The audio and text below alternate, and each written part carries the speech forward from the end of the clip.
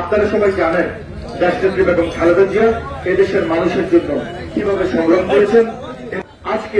আজকের এই দিনে আমরা আমাদের সেই নেত্রী, সেই গণতন্ত্রের মা দেশনেত্রী বেগম খালেদা জিয়ার জন্য দোয়া করব। আল্লাহ যেন ওনাকে পরিপূর্ণভাবে সুস্থ করে দেন, আমিন। জননেতা তারেক রহমানের জন্য আমাদের করণীয় আছে, অনেক কিছু করণীয় আছে। আমাদের সেই কাজগুলো করতে হবে।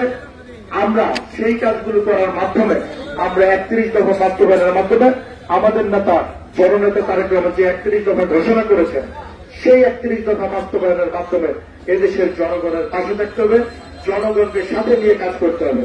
এবং বিএনপি সরকার গঠন করলে আমরা জননেতা তারেক রহমানের নেতৃত্বে বাংলাদেশের রাষ্ট্রীয় অবকাঠামো ঠিক করার জন্য 31 দফা বাস্তবায়ন করবেন।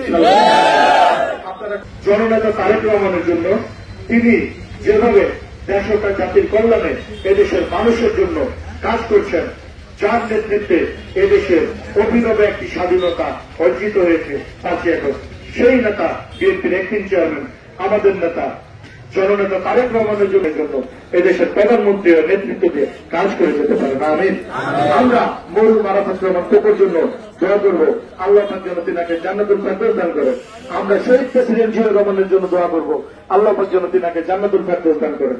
আমরা আমাদের নেতা এদেশের গণতন্ত্রের মা দেশনেত্রী বেগম খালেদা জিয়া এবং আমাদের নেতা জননেতা তারেক রহমানের পরিবারের প্রত্যেকটি সদস্যের জন্য দোয়া করব, আল্লাহ যেন তিনাদেরকে ভালো রাখেন, সুস্থ রাখেন।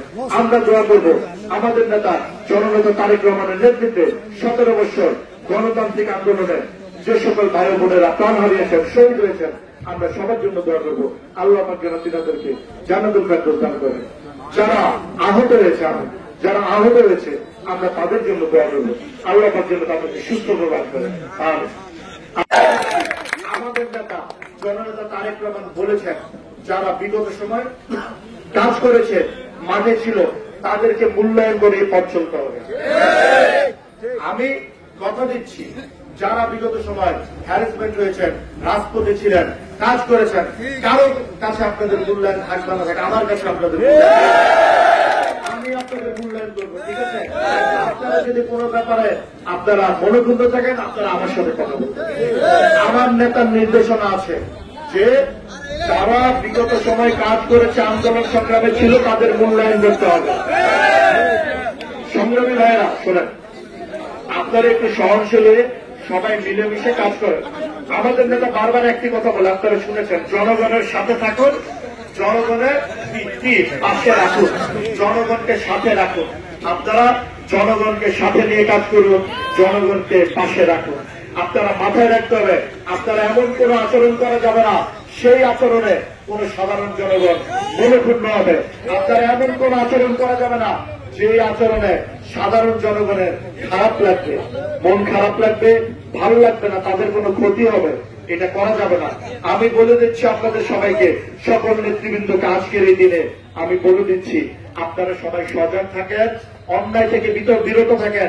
আওয়ামী লীগের মতো অন্যায় করা যাবে না, শোষণ করা যাবে না, কোন মাদকের সাথে জড়িত থাকা যাবে না, চাঁদাবাজি করা যাবে না, কোন মানুষকে হ্যারাসমেন্ট করা যাবে না। এটা আমাদের নেতা পছন্দ করেন না, আমি নিজেও পছন্দ করি না। যে করবেন তার কিন্তু পানিশমেন্ট হবে। যদি আপনার একটা হ্যারাসমেন্ট হন, কেউ যদি, আমি সাধারণ জনগণ এলাকাবাসীকে বলতে চাই, আপনারা কেউ যদি আমাদের কোন নেতৃবৃন্দের উপর মনোক্ষুণ্ণ থাকে, তাদের কোন আচরণে কষ্ট পেয়ে থাকেন, আপনারা ডিরেক্ট আমার সাথে যোগাযোগ করবেন। আমি কথা দিচ্ছি, আমি তার ব্যবস্থা নিব, ঠিক আছে? কিন্তু আপনাদেরকে একটি কথা বলতে চাই, আপনারা সবাই ঐক্যবদ্ধ থাকেন। একটি আন্দোলন সংগ্রামের আপনাদের সকলের প্রচেষ্টাতে ফ্যাসিস্ট খুনি স্বৈরাচার হাসিনা দেশ ছেড়ে পালিয়েছে। আপনারা সবাই ঐক্যবদ্ধ থেকে সুন্দর একটি ইলেকশনের মাধ্যমে এদেশে গণতন্ত্র প্রতিষ্ঠা হবে, তার জন্য কাজ করেন। যে দেশে আপনাদের পছন্দের নেতা জননেতা তারেক রহমান নেতৃত্ব দিতে পারবেন, এদেশের প্রধানমন্ত্রী, তার জন্য কাজ করেন, ঠিক আছে? আপনারা আবারও মনে করিয়ে দিচ্ছি, আমি আজকের এই আমাদের নেত্রী, আমাদের বিএনপির চেয়ারপারসন দেশনেত্রী বেগম খালেদা জিয়ার জন্মদিনে আমি এই কথাগুলো বলতে চাই না, তারপরে আমি বললাম, আপনারা সবাই মিলেমিশে একসাথে চলুন, এই গোপালদি কিন্তু বিএনপির ঘাঁটি। বিএনপির ঘাঁটি ছিল, গোপালদি বিএনপির ঘাঁটি থাকতে হবে। আমি এটা বদ্ধপরিকর এবং আমি আশাবাদী যে এটা থাকবে। ঠিক কিনা ভাইরা? সবাই ভালো থাকেন। আগামী দিনে আবারও দেখা হবে রাজপথে এবং